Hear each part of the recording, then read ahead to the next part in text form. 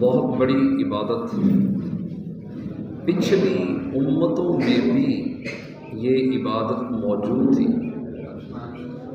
چنانچہ پہلا پارہ سورہ بقرہ آیت نمبر 125 میں اللہ رب العزت کا فرمان ہے، وَعَهِدْنَا إِلَىٰ إِبْرَاهِيمَ وَإِسْمَاعِيلَ أَن طَهِّرَا بَيْتِيَ لِلطَّائِفِينَ وَالْعَاكِفِينَ وَالرُّكَّعِ السُّجُودِ۔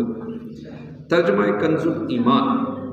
اور ہم نے تاکید فرمائی ابراہیم و اسماعیل علیہم السلام کو کہ میرا گھر خوب ستھرا کرو، طواف والوں اور اعتکاف والوں اور رکوع و سجود والوں کے لیے۔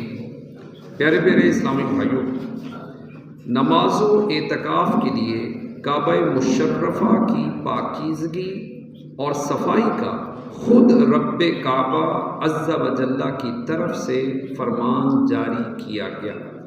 مفسر شہیر حکیم الامت حضرت مفتی احمد یار خان نعیمی رحمۃ اللہ تعالی علیہ فرماتے ہیں، معلوم ہوا کہ مسجدوں کو پاک صاف رکھا جائے، وہاں گندگی اور بدبودار چیز نہ لائی جائے، یہ سنت انبیاء ہے۔ یہ بھی معلوم ہوا کہ اعتکاف عبادت ہے اور پچھلی امتوں کی نمازوں میں رکوع سجود دونوں تھے۔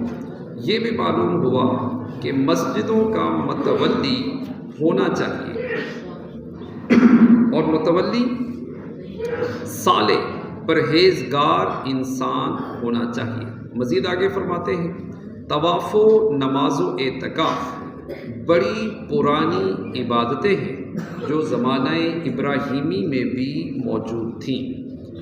اس کے بعد پیارے آقا صلی اللہ تعالی